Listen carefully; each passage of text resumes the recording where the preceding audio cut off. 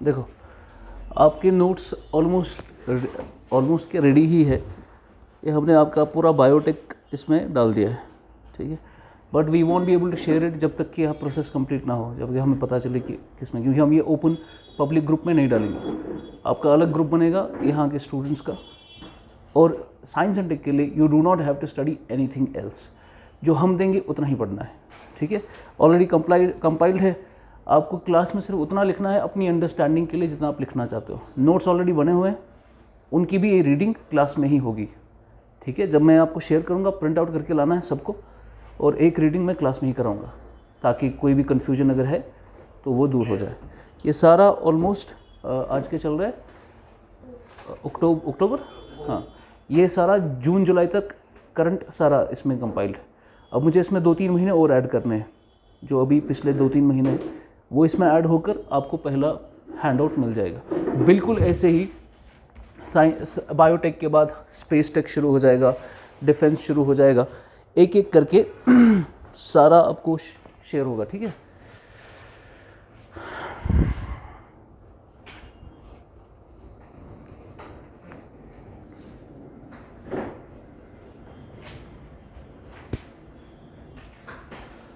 तो अगर science and tech की बात करें, SNT, आपका काम है क्लास लेक्चर्स से जो मैं यहाँ पे बता रहा हूँ एक्सप्लेनेशन अपने नोट्स पे लिखना, ताकि आपको हैंडआउट इजीली समझ आ जाए। हर एक टॉपिक का हैंडआउट आपको मिलेगा, इसीलिए मैं क्लास में नहीं लिखाता हूँ, मैं डिक्टेट इसीलिए नहीं कराता हूँ बिकॉज ऑलरेडी वो सारा लिखा हुआ है। आपको वो सारा सॉफ्ट कॉपी में मिल जाएगा, you have to get a print out. यहाँ पर मैं 2-3 दिन पहले ही दिया करूँगा, 3 दिन या 2 दिन आपको टाइम मिलेंगे उसका प्रिंट आउट निकालने के लिए। 2-3 दिन के बाद उसकी एक फुल रीडिंग होगी क्लास में। उसमें मैं क्या क्या ऐड कर रहा हूँ, सारा आपका बायोटेक, जैसे फॉर एग्जांपल बायोटेक की बात करेंगे, बायोटेक का जितना भी बेसिक्स है, जो आपको बेसिक्स ज़रूरी है वो मैंने डाला है। बेसिक्स से सवाल नहीं आएगा, ठीक है। बेसिक्स डाला हुआ है पर बेसिक से सवाल, बेसिक है करंट समझने के लिए। प्लस करंट अफेयर डाला है हमने। करंट अफेयर सिर्फ इस साल का नहीं, असल में हमने इसमें कंटेम्प्रेरी 2 से 3 साल का जितना भी करंट था वो मैं डालूंगा इसमें। ये चलेगा आपका अक्टूबर के महीने तक। अक्टूबर के महीने तक जितना भी हुआ है बायोटेक में, जितना भी बायोटेक में हुआ है पिछले 2-3 सालों में, वो सारा आपको हैंडआउट में मिलेगा। प्लस एक और साइंस के लिए एक मैगज़ीन पढ़ते हैं बच्चे, science reporter. Science reporter important magazine है जो बच्चे पढ़ना चाहिए उसको, ठीक है, बिकॉज इसमें बहुत ही कमाल की साइंस की न्यूज़ आती है हर महीने की। ये मंथली मैगज़ीन है, ठीक है। इसको आपको ख़रीदना नहीं है, ये PDF आपको मिल जाएगा। साइंस रिपोर्टर की ऐप डाउनलोड करनी है, उनकी ऐप से आपको वो मिल जाएगी। पर वो अगर आप अभी पढ़ेंगे आपको कुछ समझ नहीं आएगा, काफ़ी डिफ़िकल्ट लैंग्वेज में चीज़ें लिखी होती है, इसीलिए आपको साइंस रिपोर्टर भी अलग से पढ़ने की ज़रूरत नहीं है, वो भी मैं नोट्स में ही डाल दूँगा। एक काम आपको एक्स्ट्रा करना है मेरे नोट्स के अलावा। मेरे नोट्स के अलावा आपको द हिंदू या इंडियन एक्सप्रेस पढ़ना है, जो इनका साइंस वाला पोर्शन है उसको पढ़ना है, बस और कुछ नहीं करना है। साइंस एंड टेक के लिए मेरे नोट्स के बगैर आपको सिर्फ अखबार पढ़ना है, बाकी मैं सारा कवर कर लूँगा आपको, ठीक है। You do not have to purchase any book for science and tech. जहाँ पे जितना मैं यहाँ पे बोलूँगा उतना काफ़ी है आपके लिए, ओके। चलिए,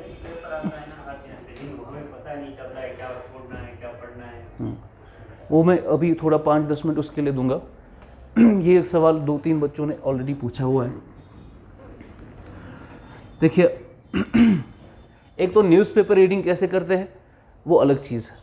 न्यूज़पेपर में कौन कौन सा चीज़ आपको पढ़ना है, कौन सा नहीं पढ़ना है। अब आई बिलीव अभी जितने बच्चे हैं we will be continuing with them only, है ना। तो न्यूज़पेपर रीडिंग के लिए मैं कभी एक अलग से क्लास दे दूंगा आपको कि कौन कौन सी न्यूज़ इंपॉर्टेंट है, कौन सी आपको छोड़नी है। तो प्रिसाइसली मैं न्यूज़पेपर के लिए नहीं, मैं जनरली आपको बोलूँगा आपको क्या पढ़ना है एंड आपको क्या नहीं पढ़ना है, ठीक है। ये चीज़ इस प्रिपरेशन में देखिए, आप अगर IAS के लिए पढ़ रहे हैं, जो कि आई बिलीव कि हाँ आप IAS के लिए ही पढ़ रहे हैं, बिकॉज KS आपका निकल जाएगा उससे। IAS की प्रिपरेशन अगर आप कर रहे हैं, प्री का अप्रोच कुछ डिफरेंट होता है, मेंस का अप्रोच कुछ डिफरेंट होता है। मेंस मान के चलिए मैं दोनों ले रहा हूँ, आपका subjective paper writing, answer writing, और आपका इंटरव्यू टेस्ट, ठीक है, मैं दोनों मीन्स का ले रहा हूँ। देखिए अगर प्री की बात करें, प्री में आपकी रेंज चेक की जाती है। रेंज का मतलब आपने कितने डिफरेंट अलग अलग टॉपिक्स पढ़े हुए हैं, रेंज चेक की जाएगी। For example science and tech की रेंज बहुत ज़्यादा है ना, इसीलिए आप देखो कभी सवाल आएंगे बायोटेक से, कभी सवाल आएगा नैनोटेक से, कभी सवाल आएगा डिफेंस से, कभी स्पेस से, कभी फिजिक्स से, बहुत अलग रेंज है इसकी। लेकिन कोई भी सवाल उठा के आप देख लो, उस सवाल में ज़्यादा डेप्थ नहीं होती है, यानी ज़्यादा अंदर जाके अंडरस्टैंडिंग नहीं होनी चाहिए। एक तुम्हें पेपर है साथ, नॉर्मल सा सवाल होता है, उसकी अगर आपको छोटी सी अंडरस्टैंडिंग है, you will be able to solve the MCQ. ठीक है, अच्छा खासा इजी पेपर होता है। दो ज़रा यही है। देखिए मैं आपको एग्जांपल देता हूँ। ये मिला है आपको, ये प्रिंट आउट निकालना बार बार और रोज साथ रखना। ये देखो क्वेश्चन नंबर 11 निकालो, पेपर 1 का, 2020 का पेपर है, 2020 का पेपर, क्वेश्चन नंबर 11। क्वेश्चन क्या है, ध्यान से सुनना। एक्सपेरिमेंट विल एम्प्लॉय, एक एक्सपेरिमेंट है जिसमें एक स्पेसक्राफ्ट का ट्रायंगल बनेगा, इक्विलेटरल ट्रायंगल। ये एक्सपेरिमेंट लेजर से ये इक्वेटोरियल ट्रायंगल बनेगा। ये the experiment in question refers to, यानी सिंपल सा एक्सपेरिमेंट है जहाँ पे 3 सैटेलाइट्स होंगी, इन सैटेलाइट्स का ऐसा एक ट्रायंगल बनेगा, एक ट्रियो बनेगा इनका। ये एक्सपेरिमेंट जो हो रहा है ये कौन सी सैटेलाइट से किया जा रहा है? ऑप्शन में है वोयेजर 2, ऑप्शन में है New Horizons, LISA Pathfinder and Eliza. Voyager 2, New Horizons, LISA Pathfinder and Elisa. Space tech का ये इतना इजी क्वेश्चन है, आपको लग रहा होगा अभी डिफिकल्ट, बिकॉज आपको नहीं पता ये सब। जब हम स्पेस टेक्नोलॉजी पढ़ेंगे, आपको एक एक करके मैं लगभग 250 से 300 मिशंस पढ़ाऊंगा। आपको पता है वोयेजर 1 हमने किस लिए किया? ये एक प्लानिटरी प्रोब था, हमने इसको सोलर सिस्टम से बाहर निकाला। ये बहुत दूर है, ये जो है कोई एक्सपेरिमेंट नहीं करा, ये प्लानिटरी प्रोब था। ऐसे ही न्यू होराइजन्स अभी प्लूटो को स्टडी करने के लिए भेजा था, वो भी बाहर चला गया है। एलिजा भी ऐसा ही था। ये एलिजा एक्सपेरिमेंट था जिसमें हमें क्या करना था, ट्रायंगल बनाना था 3 सैटेलाइट्स का। बहुत इजी क्वेश्चन, डायरेक्ट क्वेश्चन था, यानी कोई डेप्थ में जाने की जरूरत नहीं है। सिंपल अगर एलिजा की एक लाइन आपने पढ़ी होती, उसी में आपको पता चल जाता ये ट्रायो एक एक्सपेरिमेंट था जिसमें हम ट्रायो सैटेलाइट्स लेंगे, जिसमें लेजर बीम डाली जाएगी 3 सैटेलाइट्स की। बहुत इजी सवाल। लाइकवाइज हाँ, ये देखो क्वेश्चन नंबर 1 देखो 2019 का। 2019 का क्वेश्चन नंबर 1 है the word Denisovan. The word Denisovan sometimes seen in the media is referred to. Denisovan किसके रिलेटेड है? पहला है fossil, number 2 early human species, number 3 cave system in north east India, number 4 geological period. ठीक, पहला क्या है? Fossil of dinosaurs. Denisovan उस समय हिंदू में आया था, इस पर एक आर्टिकल हिंदू में आया था कि हमने इंसानों की एक पुरानी स्पीशीज ढूंढी है जिसका नाम डेनिसोवन रखा है।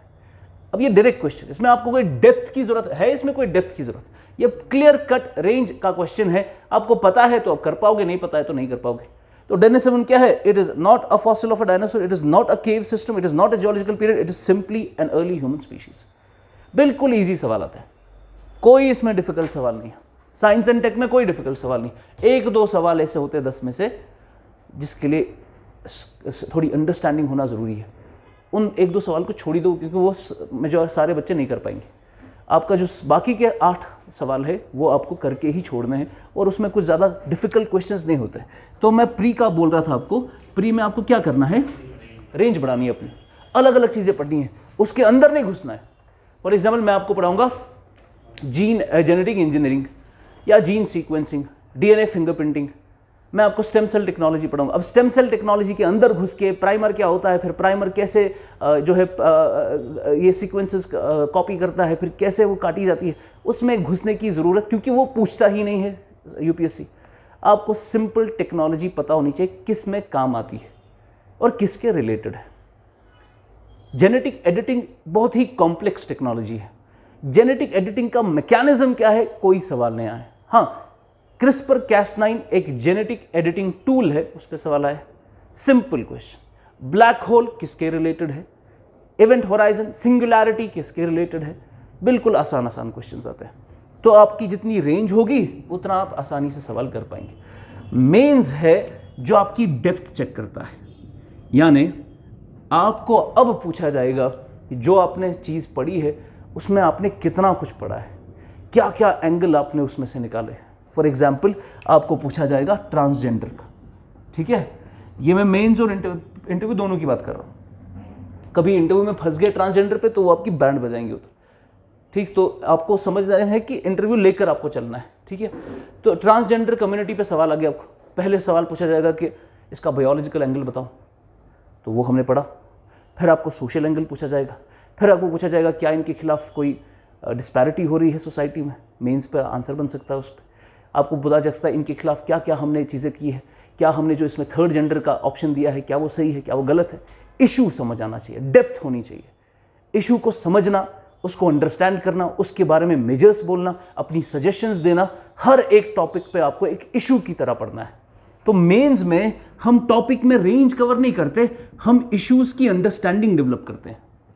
इशू है कोई, नॉर्थ ईस्ट में नागालैंड का इशू चल रहा है, नक्सलिज्म एक इशू है, कश्मीर एक इशू है। इसमें आपको फैक्ट्स पता नहीं करने, आपको इशू समझना है, पॉजिटिव क्या है, नेगेटिव क्या है, सजेशन क्या है, किसने कौन सी कमेटी बनाई गई है, उसने क्या सजेशंस दिए, इश्यूज पता होने चाहिए। बिल्कुल ऐसे ही अगर मैं आपसे पूछूं स्टेट ऑफ मैटर, कौन कौन से स्टेट ऑफ मैटर है? सॉलिड, लिक्विड एंड गैस, है ना, बचपन से पढ़ते हैं। आज टोटल 6 स्टेट्स ऑफ मैटर है, solid, liquid, gas, plasma, Bose Einstein condensate and Rydberg atom. Rydberg atom. अब अगर आपको इनके बारे में पता है, आपको प्री का सवाल तो निकल जाएगा, लेकिन मेंस का नहीं निकलेगा। मेंस के लिए आपको इनको समझना इंपॉर्टेंट है, इनके इश्यूज समझना इंपॉर्टेंट है। जैसे बोस-आइंस्टाइन कंडेंसेट पर सवाल आया था कि बोस-आइंस्टाइन स्टैटिस्टिक्स क्या है, अ वेरी डिफिकल्ट क्वेश्चन। जिन्होंने साइंस भी पढ़ा था ना, जिन्होंने मास्टर्स भी किया था, वो भी ये सवाल नहीं कर पाए, बोस-आइंस्टाइन स्टैटिस्टिक्स क्या है, ठीक। तो ऐसे सवाल का इसकी अंडरस्टैंडिंग होनी चाहिए, ये मेंस चेक करता है, समझा आपको। तो आपकी ओरिएंटेशन अलग होनी चाहिए। अब मुझे बताओ इसमें ज़्यादा डिफिकल्ट कौन है करना? अंडरस्टैंडिंग डेवलप करना मुश्किल है, क्योंकि उसमें आपको डेप्थ में जाना है। रेंज प्री कवर करना उतना मुश्किल नहीं है, बिकॉज उसमें रेंज आपकी अपने हल्की सी अंडरस्टैंडिंग है, आप एलिमिनेट कर पाओगे आंसर्स को। पर इसमें ये इशू की अंडरस्टैंडिंग डेवलप करना मुश्किल है। अब आपका स्ट्रैटेजी क्या होनी चाहिए, क्या पढ़ना है क्या नहीं पढ़ना है। हम हमेशा बोलते हैं 2 चीज़ें इंपॉर्टेंट है, प्रीवियस ईयर क्वेश्चन और सिलेबस, ये है ना, ये 2 चीज़ें इंपॉर्टेंट है। मैंने आपको प्रीवियस ईयर क्वेश्चन दे दिए इस PDF में। पिछले साल देखो 2020 में कौन कौन से सवाल आए, आपको मालूम पड़ेगा। BCT बायोटेक्नोलॉजी से 4 सवाल, ICT से 3-4 सवाल, फिजिक्स से 1-2 सवाल, बायोलॉजी से 1 सवाल। ये आपका है ट्रेंड देखना है पिछले 5 सालों में क्या UPSC का ट्रेंड है। वो ट्रेंड से आपको समझ आएगा मुझे क्या पढ़ना है और क्या छोड़ना है। आप अखबार पढ़ रहे हैं, अखबार में लिखा है, फॉर एग्जाम्पल अखबार में लिखा है कि पॉलिटिकली अभी क्या चेंजेस हो रही है, BJP जो है क्या कम्युनल चेंजेस कर रहा है, जिसकी वजह से कांग्रेस में रीजनल सपोर्ट अभी डेवलप हो गया, कन्हैया कुमार, हार्दिक पटेल जैसे लोग कांग्रेस में आ चुके हैं। तो ये सब पढ़ने का कोई फ़ायदा नहीं है, क्योंकि कल कोई फिर से चेंज हो जाएगा, और ना ही UPSC ये पूछता है। आपको अखबार में देखना है, जैसे एडिटोरियल का पेज है, एडिटोरियल के पेज में लिखा होगा इंडिया की पॉलिसी अफगानिस्तान में अब क्या होनी चाहिए जब तालिबान वापस आ चुका है। कभी लिखा होगा कि BCCI में जो फ्रॉड हो रहा है या BCCI में जो करप्शन की चार्जेस है उसके लिए हमें क्या करना चाहिए, इशू समझने। तो वो क्या पढ़ना है क्या छोड़ना है वो आपको तब समझ आएगा जब आपने ये पेपर पढ़ा होगा अच्छे से। तो आपको ये सारे पेपर्स अच्छे से पढ़ने हैं, तब आपको समझ आएगा कि क्या इंपॉर्टेंट है क्या छोड़ना चाहिए। फिर कहाँ से पढ़ना है, मैंने बोला साइंस एंड टेक के लिए कोई किताब खरीदने की ज़रूरत नहीं है, जितना मैं दे दूंगा उतना काफ़ी हो जाएगा, ठीक है। This is how we have to approach this exam. फिर रहता है सवाल दूसरे एग्ज़ाम्स के लिए, जैसे दूसरे पेपर के लिए, जैसे पॉलिटी है, उसमें जो सर बताएंगे अपने नोट्स तो वो देंगे ही, पर बुक्स भी उसके लिए लाना ज़रूरी है। साइंस एंड टेक के लिए you don't have to worry about anything, मैं जो दे दूंगा वो काफ़ी हो जाएगा। IAS के लिए और कोई क्वेश्चन है तो पूछो, अगर कोई सवाल है तो पूछ सकते हैं आप। शाबाश, चलो फिर। ओके, अभी मैं थोड़ा धीरे धीरे जा रहा हूँ, थोड़ा सेटल होने दो आपको भी समझ आना चाहिए कि मैं कैसे पढ़ाता हूँ, ताकि वो रैपो डेवलप हो जाए। चलिए देखते हैं, कल हमने ट्विंस पढ़ा, ठीक। अब देखो मैं कैसे चीज़ें लिंक कर रहा हूँ। सबसे पहले मैंने आपको कहा बायोटेक्नोलॉजी में असल रोल किसका होता है? Genetic engineering. जेनेटिक इंजीनियरिंग में उसके कोर पे क्या है? डीएनए। डीएनए से हमने क्या बनाए? क्रोमोसोम्स बनाए ना। क्रोमोसोम से मैंने क्या पढ़ाया आपको? क्रोमोसोमल डिफेक्ट्स पढ़े ना, एलोसोमल, ऑटोसोमल। डिफेक्ट्स के बाद मैंने आपको क्या पढ़ा कि कभी कभार हम जब बच्चे पैदा होते हैं क्या होते हैं? ट्विंस पैदा होते हैं। और फिर मैंने आपको आखिर में कल पढ़ा किस फैक्टर से ज़्यादा ट्विंस पैदा हो सकते हैं, और आखिर का फैक्टर कौन था? Assisted reproductive. ये आखिर में मैंने क्यों रखा? क्योंकि नेक्स्ट टॉपिक आपका यही है, असिस्टेड रिप्रोडक्टिव टेक्निक। तो इस तरीके से हम चल रहे हैं, इसी तरीके से आगे जाएंगे। Assisted reproductive techniques, assisted reproductive techniques, इनको हम कहते हैं artificial fertility techniques. Artificial fertility techniques, artificial fertility techniques.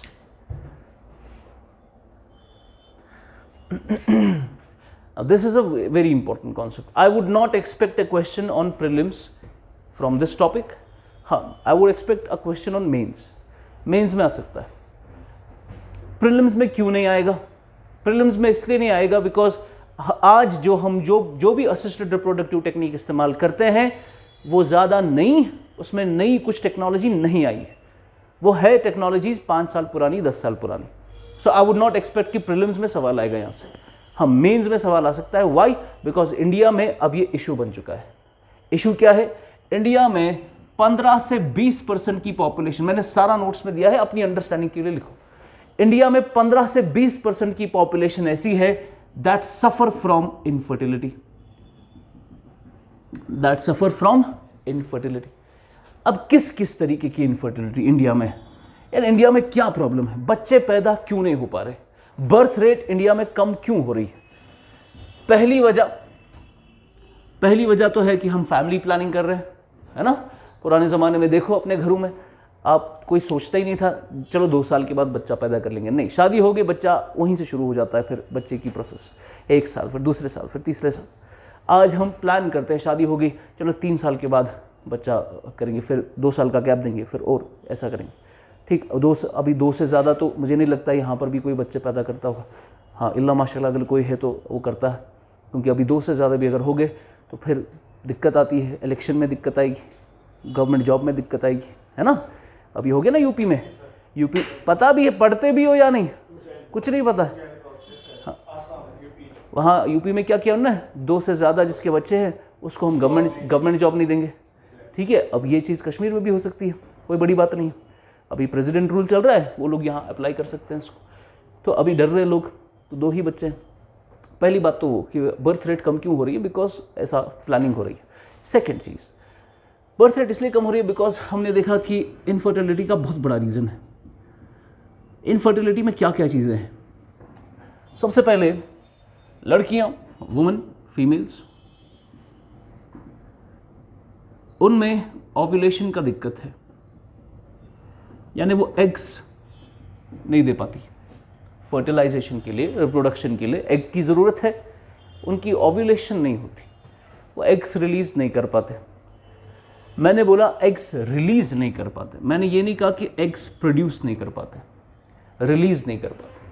There is a difference, because females के अंदर जो भी एग्स है वो उनकी पैदा होने से पहले ही सारे के सारे प्रोड्यूस हो चुके हैं। यानी फीमेल्स जो है वो अपनी ज़िंदगी में फिर एग की प्रोडक्शन नहीं करते, उनको जितने भी एग्स चाहिए वो उनकी बॉडी में पहले से होते हैं। लेकिन मेल्स ऐसे नहीं है। मेल्स को रिप्रोडक्शन के लिए क्या चाहिए? स्पर्म, और वो हर बार कंटिन्यूअस स्पर्म की प्रोडक्शन करते हैं। मेल्स में डिफरेंट होता है सिनेरियो। फीमेल्स में जितने भी एग्स है वो क्या है? पहले से उसकी बॉडी में मौजूद है। समझ गए आप? इसीलिए देखना, डॉक्टर से पूछना, जब भी आपको सीटी स्कैन नाम सुना है, मर्द को सीटी स्कैन करना होगा, हालांकि सीटी स्कैन थोड़ा प्रॉब्लमैटिक है, उसमें लेज़र डोज ज़्यादा पड़ता है, पर अगर मर्द को करना होगा उसको करने देंगे, कोई ज़्यादा इशू। लड़की को मुश्किल हो जाएगा, बिकॉज जब सीटी स्कैन करते हैं तो लेज़र बॉडी में पड़ता है, रेडिएशन हाई डोज पड़ती है, इसकी वजह से जो फीमेल के अंदर उसके एग्स है जो ऑलरेडी उसकी बॉडी में प्रेजेंट है वो डैमेज हो सकते हैं। समझ गया? उसकी वजह से फीमेल की रिप्रोडक्टिव हेल्थ पे फ़र्क पड़ सकता है, इसीलिए हम कहते हैं सीटी स्कैन करना अच्छी बात फीमेल्स के लिए नहीं करना चाहिए। एक सीटी स्कैन 1000 एक्सरेज के बराबर है, इसीलिए सीटी स्कैन डिफ़िकल्ट हो जाता है फीमेल्स के लिए। अब मैंने क्या बोला आपको, ये चीज़ याद रखी, फीमेल्स के अंदर जो जितने भी एग्स उनको चाहिए होते हैं उनको वो सारे उनकी बॉडी में पहले से मौजूद होते हैं, और मेल्स के अंदर स्पर्म की प्रोडक्शन कंटिन्यूस होती है, कंटिन्यूस होती है। समझ गया आप? अब मैंने क्या लिखा इधर कि वुमन की क्या नहीं होती, ओव्यूलेशन, जिसमें वो क्या नहीं कर पाते, रिलीज नहीं कर पाते, प्रोड्यूस ऑलरेडी हो चुके हैं, वो रिलीज नहीं कर पाते, उसको जिस जगह तक जाना चाहिए उस जगह तक वो नहीं पहुंच पाते, ओव्यूलेशन नहीं होती। समझा? इसीलिए हम क्या करते हैं, हम वुमेन को दवाइयाँ देते हैं, उसको ड्रग्स देते हैं, जिससे क्या होगा, ये फर्टिलिटी ड्रग्स कहलाते हैं। क्या कहलाते हैं? Fertility drugs. इन फर्टिलिटी ड्रग्स से क्या होता है, ओव्यूलेशन इंडक्शन। क्या होता है? Ovulation induction. अब समझ आ रहा है नाम? ओव्यूलेशन इंडक्शन, यानी हम ओव्यूलेशन को इंड्यूस करते हैं by giving some fertility drugs, ताकि वुमन क्या कर सके, अपना एग रिलीज कर सके। क्लियर है? ओके। इधर एक और न्यूज आई थी इस पर्टिकुलर जगह पर, अखबार जब पढ़ेंगे आप, ये चीजें उसी में आती है, मजा आता है फिर पढ़ने में अखबार को। एप्पल कंपनी नाम सुना है? सुना है ना? दुनिया की पहली $1 ट्रिलियन कंपनी होगी ये एप्पल, सबसे ज़्यादा वैल्यूबल कंपनी पूरी दुनिया में, पूरी दुनिया में। अभी देखो चाइना में एप्पल आईफोन 13 रिलीज़ किया उन्होंने, अभी चाइना में देखा आपने क्या हुआ, वहाँ इतने लोग आ गए, शॉपिंग कॉम्प्लेक्स बंद करना पड़ा उनको, क्योंकि उनके पास उतनी कैपेसिटी नहीं थी कि वो इतने लोगों को आकर आईफोन बेच सके। आईफोन 13 ये चाइना में कल की न्यूज़ है, शॉपिंग कॉम्प्लेक्स ही बंद हो गया उनका। तो एप्पल जो कंपनी है बहुत ही ज़्यादा वैल्यूबल कंपनी है ना। एप्पल में लोग काम करते हैं, वर्कर्स करते हैं ना। एग्जाम्पल ले रहा हूँ मैं, आप एग्जाम्पल में लिख सकते हैं, एक केस स्टडी बन सकती है आपकी। एप्पल में वर्कर्स हैं, उनके वर्कर्स मेल भी है और फीमेल भी है। जब बच्चा पैदा होता है छुट्टी पे कौन जाता है? फीमेल्स। उस लीव को हम क्या बोलते हैं? Maternity leave. वेरी गुड, आपको नजर आ रहा है वहां से? Maternity leave. माँ को बच्चा पैदा करना है, वो डिलीवरी से 1 महीना पहले छुट्टी लेगी, फिर डिलीवरी के बाद 2-3 महीने और छुट्टी लेगी, 6 महीने की लीव लेगी, ताकि बच्चे का भी ख्याल रखा जाए और माँ की बॉडी भी ठीक हो जाए। पुराने ज़माने में फीमेल्स की मेजॉरिटी डेथ किससे होती थी? चाइल्ड बर्थ से होती थी। आमतौर पर ये बर्थ बहुत डिफ़िकल्ट होता है। कुछ फीमेल्स इतनी ताकत में, उनको इतनी कैपेसिटी नहीं होती कि वो इतना प्रेशर बर्दाश्त कर सके, उनकी डेथ हो जाती है बर्थ देते। तो कितने ही सारे लोग हैं जिनकी माँ उनके बर्थ की वजह से मर गई, है ना। तो मैटरनिटी लीव बॉडी को रिवाइव करने के लिए, बॉडी को हेल्थ की ठीक रखने के लिए लिया जाता है। फीमेल्स लेते हैं, मेल्स नहीं लेते हैं ना। हालांकि अब पैटर्निटी लीव का भी कॉन्सेप्ट आ रहा है कि अगर बच्चा पैदा हो रहा है तो वो सिर्फ माँ की जिम्मेदारी नहीं है, वो बाप की भी जिम्मेदारी है, तो उसको भी पैटर्निटी लीव का कॉन्सेप्ट अभी है। लेकिन फिलहाल हेल्थ वाइज किसको चाहिए? फीमेल को चाहिए, है ना। अब देखिए 2 सेकंड के लिए मान लेते हैं एक एग्जाम्पल में कि 21 साल की उम्र में एप्पल कंपनी के अंदर एक लड़का आया और एक लड़की आई, जिनकी क्वालिफिकेशन एग्जैक्टली सेम थी, जिनकी उम्र भी क्या थी? एग्जैक्टली सेम थी। जब ये रिटायर होंगे, दोनों का रोल या दोनों की सैलरी या दोनों का स्टेटस सेम होना चाहिए, एग्जैक्टली सेम होना चाहिए, है ना। क्योंकि ये सेम टाइम पे आए, सेम क्वालिफिकेशन है, सेम तरीके से जॉब कर रहे हैं और सेम इनकी एज भी है। जब रिटायर हो जाएंगे तो सेम इनका स्टेटस होना चाहिए, पर ऐसा नहीं होगा, बिकॉज गर्ल्स को बीच में शादी हो जाएगी, शादी होने के बाद बच्चे पैदा होंगे, उनको कंटिन्यूस क्या लेना है? मैटरनिटी लीव्स लेनी है। तो वो जब रिटायर होंगी वो इनके स्टेटस के बराबर नहीं होंगी। समझ आया ना। तो एप्पल ने क्या किया? एप्पल ने अपनी फीमेल एम्प्लॉयज़ को कहा, एक काम करते हैं, आपका जो करियर कॉम्प्रोमाइज़ हो रहा है क्योंकि आप बीच में क्या पैदा कर रहे हो? बेबीज़ पैदा कर रहे हो। एक काम ऐसा कर लेते हैं, आप जैसे ही कंपनी में आएंगे, एप्पल ने कहा आप जैसे ही कंपनी में आएंगे, आपकी उम्र क्या है 21 ईयर्स या 22 या 24, अब आप फीमेल हैं, आप जैसे ही कंपनी में आए, आप क्या करो, आपके अंदर जितने भी एग्स है वो हमें दे दो। ठीक, तो लेडी आई, उसके अंदर ऑलरेडी एग्स मौजूद है, हमने उन एग्स को रिट्रीव किया, इसको हम एग रिट्रीवल कहते हैं। क्या किया, एग्स को क्या किया, रिट्रीव किया, बॉडी में से एग्स निकाल लिया, उसको स्टोर किया एग बैंक में। कहाँ पे, एग बैंक में माइनस टेम्परेचर पे, माइनस टेम्परेचर पे, और उसके बॉडी में से निकाला, एग बैंक में उसके एग्स है, उसको बोला करो तुम काम। तुम्हें एग्स की अब फिक्र करने की ज़रूरत नहीं है। फिक्र क्या नहीं करने की ज़रूरत है, बिकॉज जैसे ही आपकी फीमेल की एज बढ़ती है, उसकी बॉडी में जो एग्स है वो भी ओल्ड हो रहे है ना, और ओल्डर एग्स में ज़्यादा ये है कि प्रेगनेंसी फेल हो जाएगी। इसीलिए जितनी फीमेल यंग होगी, उस एज में अगर बच्चे पैदा होंगे वो हेल्दी भी पैदा होंगे और प्रेगनेंसी के चांसेस भी अच्छे खासे हैं। वाई, बिकॉज उस वक्त एग जो है यंग है, नया है, कंपेयर टू अगर वो पैदा करेगी 40 साल की उम्र में। उधर भी पैदा होगा लेकिन उतना हेल्दी बच्चा पैदा नहीं होगा जितना 21 साल की उम्र में हो सकता है। क्यों, क्योंकि एग्स उस समय क्या है, यंग है। जैसे जैसे फीमेल की एज आगे बढ़ेगी, उसके अंदर जो एग्स है वो भी ओल्डर होते जाएंगे। समझा ना, इसीलिए हमने क्या कहा, फीमेल को कहा कि तुम्हें बच्चे पैदा करने की जरूरत नहीं है, तुम क्या करो, अपने एग्स क्या दे दो, हमें दे दो, हम उसको कहाँ डालेंगे, एग बैंक में, माइनस टेम्परेचर पे उसको वैसा ही रखेंगे जैसा वो पहले थे, यानी उनको हम ओल्ड होने नहीं देंगे। क्रायोजेनिक टेम्परेचर पे, उसको माइनस टेम्परेचर पे हम स्टोर करेंगे। यहां पर आपके एग्स जो है वो फ्रेश रहेंगे, वो फ्रेश रहेंगे। फिर जब आप रिटायर हो जाएंगे, सपोज आप 40 साल की उम्र में रिटायर करना चाहते हैं, एग वापस निकालेंगे, आपकी बॉडी में डालेंगे, जाके करो, बच्चे पैदा कितने करने हैं, बीच में मैटरनिटी लीव का कोई कॉन्सेप्ट, आप एक्सेल करो कितना करना है। समझा, ये क्या है, एप्पल ने रिसेंटली अपने एम्प्लॉयज़ के लिए, फीमेल एम्प्लॉयज़ के लिए ये कॉन्सेप्ट रखा। अब हम क्या कर रहे हैं, मैं आपको बता रहा था प्रॉब्लम्स क्या होती है फर्टिलिटी में, रिप्रोडक्शन में प्रॉब्लम्स क्या है। सबसे पहली प्रॉब्लम फीमेल्स के अंदर क्या है, ओव्यूलेशन, यानी एग्स रिलीज टाइम पर नहीं होते, तो बच्चा पैदा होगा जब एग रिलीज नहीं होगा, ये पहली प्रॉब्लम। ये तो फीमेल के अंदर। अब मेल्स के अंदर देखते हैं। मेल्स में बहुत बड़ी बड़ी प्रॉब्लम्स है, फीमेल्स में उतनी नहीं है जितनी मेल्स में। क्या क्या प्रॉब्लम है, there is a problem known as aspermia, there is a problem known as oligospermia, there is a problem known as azoospermia.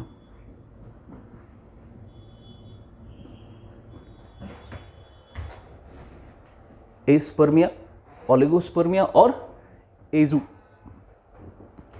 हम क्या पढ़ रहे हैं फिर से, असिस्टेड रिप्रोडक्टिव टेक्निक, यानी बच्चे जो रिप्रोडक्शन जो नॉर्मली होती है उसके लिए क्या क्या टेक्नोलॉजी है कपल को हेल्प करने के लिए।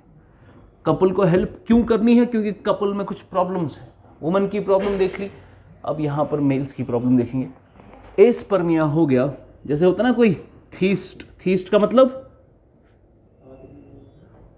थीस्ट का मतलब हाँ, अ बिलीवर इन गॉड है ना। एथीस्ट का मतलब जो नहीं मानता। स्पर्मिया का मतलब जिसमें स्पर्म है, एस्पर्मिया का मतलब जिसमें स्पर्म नहीं होते हैं, एब्सेंट होते हैं, स्पर्म्स आर एब्सेंट। तो किसी मेल में जब स्पर्म ही नहीं है तो बच्चा पैदा होगा, नो। ये पहली problem, aspermia, when the sperms are absent. Number 2, oligospermia. नाम याद है, हम इकोनॉमी में मोनोपोली पढ़ते हैं। मोनोपोली का मतलब वन सेलर है ना। ओलिगोपोली पढ़ते हैं, ओलिगोपोली का मतलब फ्यू सेलर्स, ओलिगो का मतलब फ्यू, तो ओलिगो का मतलब फ्यू स्पर्म्स या लेस स्पर्म्स, फ्यू स्पर्म्स या लेस स्पर्म्स। क्लियर है?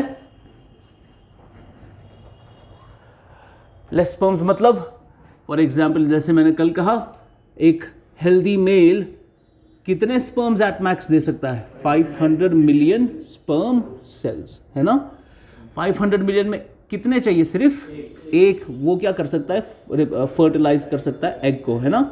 500 मिलियन से एक भी बड़ी मुश्किल से फर्टिलाइजेशन कर पाता है। अब अगर होंगे ही सिर्फ 100 मिलियन तो चांसेस कम हो जाएंगे ना फिर से।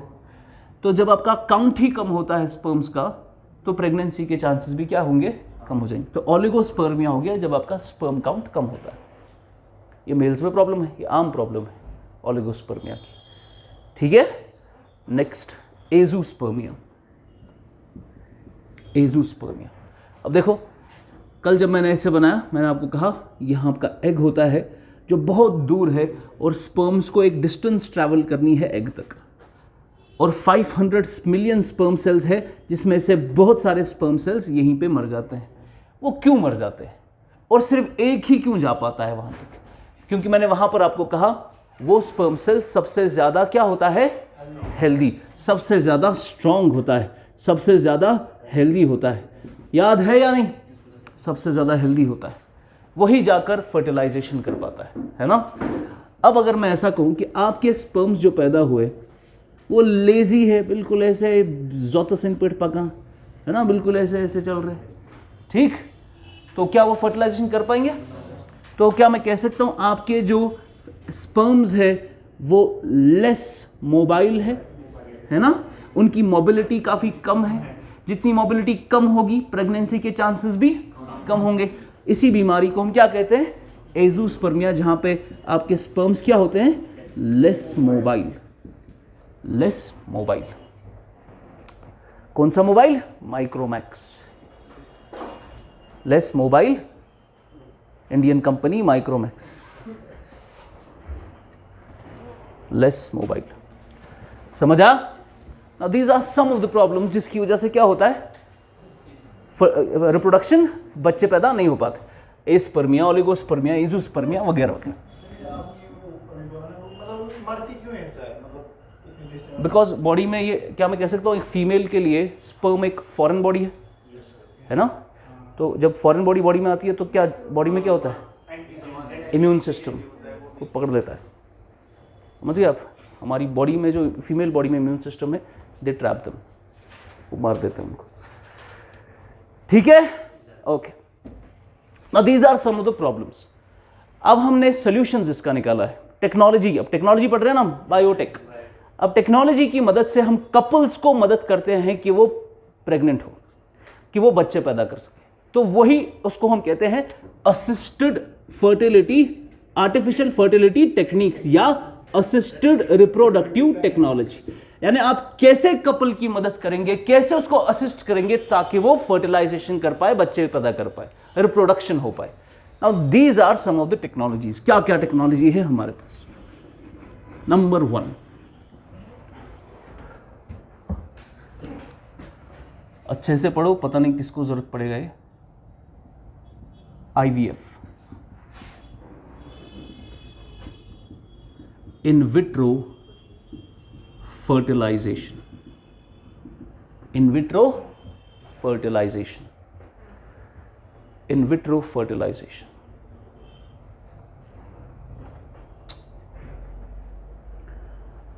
ठीक है, बहुत इजी, को नाम से नहीं डरना है। मैं ना ऐसे समझाता हूँ, ये फीमेल है, ये मेल है। जब नेचुरली ये लोग इंटरकोर्स करेंगे, फर्टिलाइज स्पर्म फीमेल के अंदर जाएगा। फर्टिलाइजेशन कहाँ पर होगी? फीमेल की बॉडी के अंदर या बाहर? बॉडी के अंदर, है ना।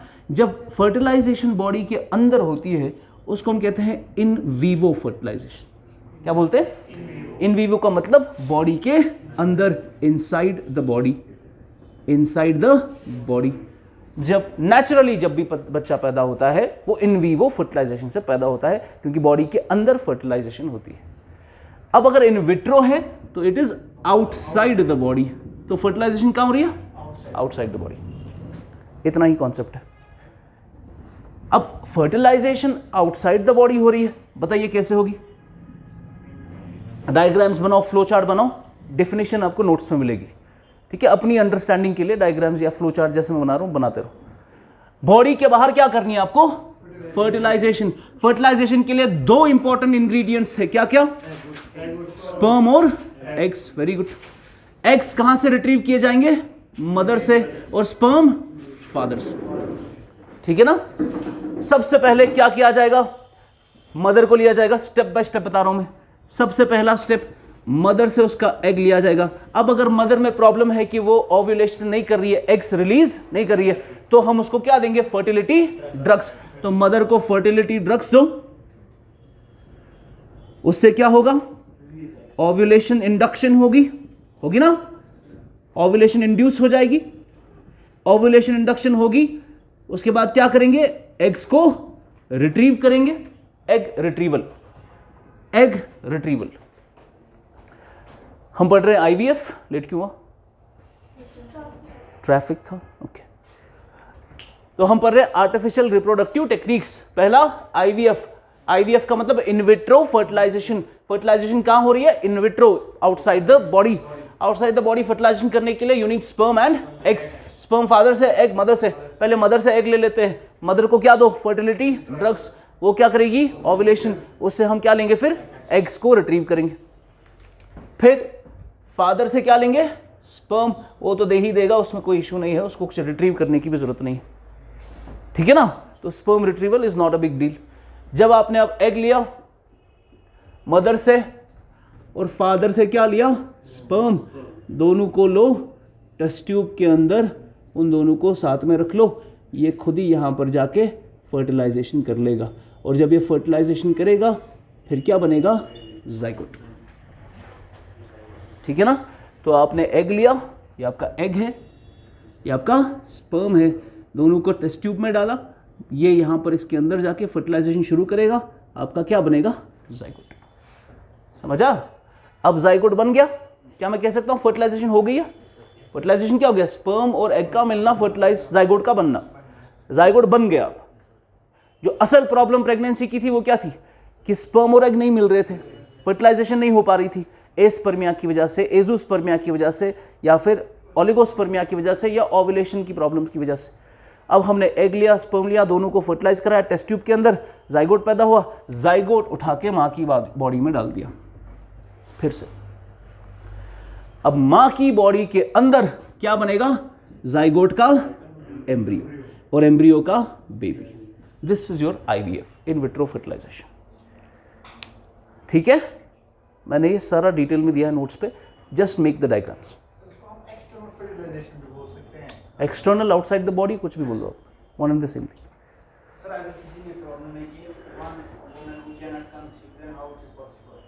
Then you can take this zygote. अगर कोई मदर है जो अपनी बॉडी में बच्चा पैदा नहीं कर पाएगी, उसकी बॉडी उतनी हेल्दी नहीं है, बच्चा भी प्रॉब्लम में है, माँ की बॉडी भी प्रॉब्लम में है, आप वही जाइगोट किसी और लेडी में डाल दो, उसको हम सरगेसी कहते हैं। ठीक है। फॉर एग्जाम्पल ऐसे मान लो, चलो मैं ऐसे दिखाता हूँ आपको। So for example we decided, me and my wife, we decided to have a kid. अब मेरी वाइफ जो है काफ़ी ज़्यादा कमज़ोर है, सोचा हचमुच है ना, क्या बोलते हैं उसको, अब वो बच्चे पैदा नहीं कर पाएगी, उसमें उतनी कैपेसिटी नहीं है, भाई आप एग दो। उसने एग दिया, यहाँ से मैंने स्पर्म दिया, दोनों से मिलकर टेस्ट ट्यूब में क्या बनाया, जाइगोट में। किसके अंदर, टेस्ट ट्यूब के अंदर। अब जाइगोट पता है इसके अंदर नहीं डाल सकता हूँ मैं, ये लग्नता, मैंने जाइगोट उठाया, मैंने देखा कोई अगर तैयार है, फैमिली में ही कोई देख लिया, किसी को बोल दिया कि ऐसे प्रॉब्लम है मेरी वाइफ में, क्या आप कर सकते हो। अगर उसने बोला ठीक तो ठीक, या किसी को आप हायर भी कर सकते हैं, सरगेट मदर को। आपने बोला किसी और माँ को जो उसकी असल माँ नहीं है, किसी और माँ को जिसको हम डोनर भी कहते हैं, ठीक है, या सरगेट, उसको हम क्या कहते हैं, सरगेट, सरगेट मदर। आपने किसी और माँ को ढूंढा, उसके वूम्ब में ये जाइगोट ट्रांसफर किया, उसके वूम्ब में जाइगोट का एम्ब्रियो बनेगा, एम्ब्रियो का बेबी बनेगा। क्या मुझे बताओ, ये जो बेबी बना, क्या इसमें इस माँ का जेनेटिक मटेरियल है, नहीं, जेनेटिक मटेरियल किसका है, बच्चा मेरा ही होगा। शाहरुख खान का जो दूसरा बेटा है वो ऐसे ही पैदा हुआ है, ठीक है, क्या नाम है उसका, इब्राहिम, वो उसे सरगेसी का इस्तेमाल किया। आज सरगेसी अलाउड नहीं है कश्मीर, इंडिया में, हमने उसके लिए बिल लाई है, बैन कर दिया उसको। सरगेसी अब अलाउड है सिर्फ उन कपल्स के लिए जो अपनी फैमिली में ही किसी को ढूंढेंगे सरगेट मदर को, वो पढ़ेंगे आगे, सरगेसी अलग इशू है। समझ आओ, जवाब मिल गया आपको। अगर अपनी वाइफ सही नहीं है तो किसी और में डाल सकते हैं, कोई इशू नहीं, अगर वो तैयार है, ठीक है। इस पूरे प्रोसेस को हम सरगेसी कहते हैं। चलो आगे। तो आईवीएफ आपको समझ आ गया। इसीलिए आईवीएफ में जब हमने एक टेस्ट ट्यूब लिया, टेस्ट ट्यूब के अंदर एग डाला और स्पर्म से फर्टिलाइजेशन की, उससे हमें क्या मिला, जाइगोट। जाइगोट को ट्रांसफर किया into the वूम of the mother, या मदर या फिर सरोगेट, ठीक है ना, अपनी मां या फिर सरोगेट। क्लियर है, लिखा।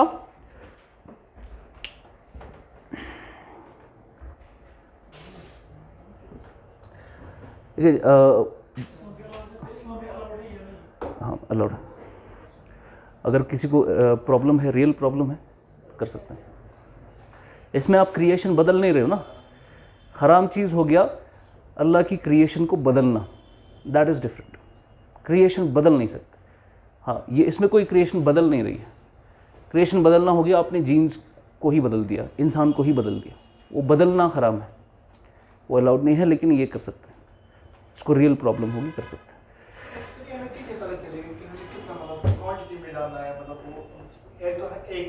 हाँ ये माइक्रोस्कोप्स के अंदर होता है, माइक्रोस्कोप्स में छोटी छोटी नीडल से उनको अलग किया जाता है, फिर उनको ऐसे किया जाता है, उसके लिए है माइक्रोस्कोपिक जो इलेक्ट्रॉन माइक्रोस्कोप है, उनको देख कर किया जाता है। आज तो ये तो पुरानी टेक्नोलॉजी है, आज तो स्पर्म एग के अंदर न्यूक्लियस के पास स्पर्म डालते हैं, ये तो पुरानी टेक्नोलॉजी है, मैं बढ़ाऊँगा अभी वो, समझा। अगर ये बैटरी हुई तो मैं वीडियो भी दिखाऊंगा आपको। तो इसमें हमने क्या ट्रांसफ़र किया, जाइगोट ट्रांसफ़र किया माँ की बॉडी में, इसी को हम क्या कहते हैं, इन विट्रो फर्टिलाइजेशन, IVF, ठीक है। Number 2 ETT, embryo transfer technology, embryo transfer technology, embryo transfer technology.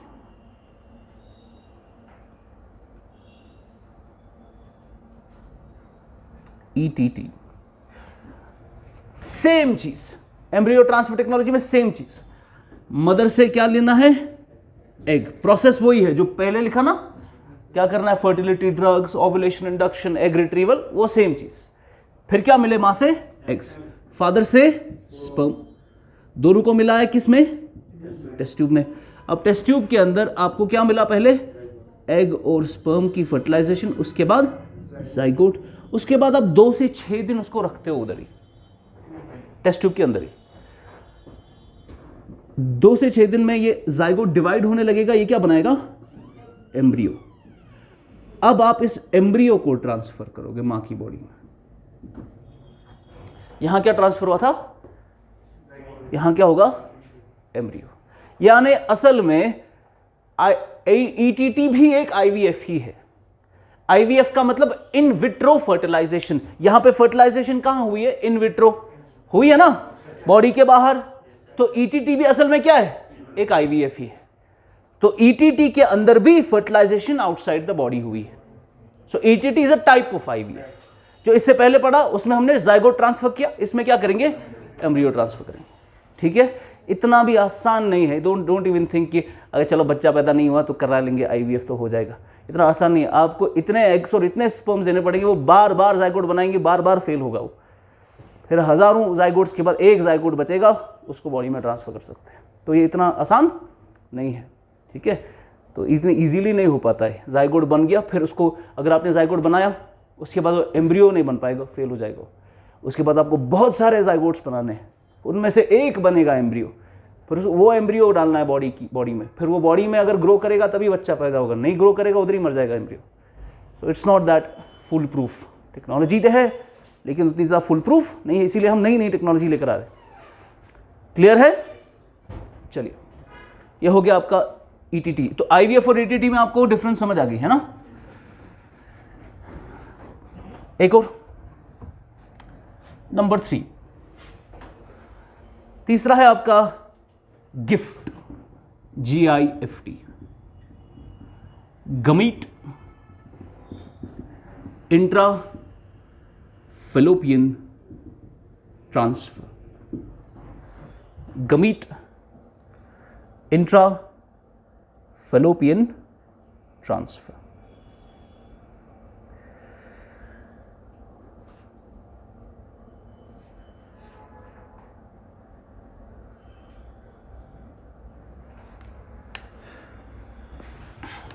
Gift.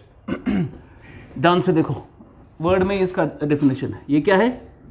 Gamete का मतलब एग भी होगा और स्पर्म। इंट्रा का मतलब इनटू, है ना? फेलोपियन ट्यूब है ना, फेलोपियन ट्यूब फीमेल का, उसके अंदर ट्रांसफर करना है। तो समझ आ गया आपको क्या ट्रांसफर करना है? गमीट्स किसमें? फेलोपियन ट्यूब में। यही है गिफ्ट। गिफ्ट क्या हो गया? आप देखो सेम प्रोसेस फिर से, mother, ovulation, induction, egg retrieval, क्या मिला आपको? एग। फादर से स्पर्म, दोनों को आपको क्या करना है? एक दूसरे के नजदीक लेकर आना है बस। प्रॉब्लम क्या थी? स्पर्म एग्स तक नहीं पहुंच पाता था, आपने पहुंचा दिया उसको एग तक, लेकिन फर्टिलाइज नहीं होने दिया, फर्टिलाइजेशन नहीं होने दी। आपने सिर्फ एग और स्पर्म को लेकर इन दोनों को ट्रांसफर किया फेलोपियन ट्यूब में। फेलोपियन ट्यूब में सिर्फ ये गमीट्स ही है ना अभी, क्या अभी जायगोट बना? नहीं, अभी ये गमीट्स ही है। आपने गमीट्स लिए, दोनों को नजदीक लिया, उसको ट्रांसफर किया कहां? फेलोपियन ट्यूब में, जहां से फिर फर्टिलाइजेशन होगी इनसाइड द बॉडी। तो वो किस टाइप की फर्टिलाइजेशन है? In vivo fertilisation. ठीक है, तो गिफ्ट के अंदर फर्टिलाइजेशन बाहर होती है, अंदर फर्टिलाइजेशन यानी एग फर्टिलाइज बॉडी के बाहर होता है या बॉडी के अंदर?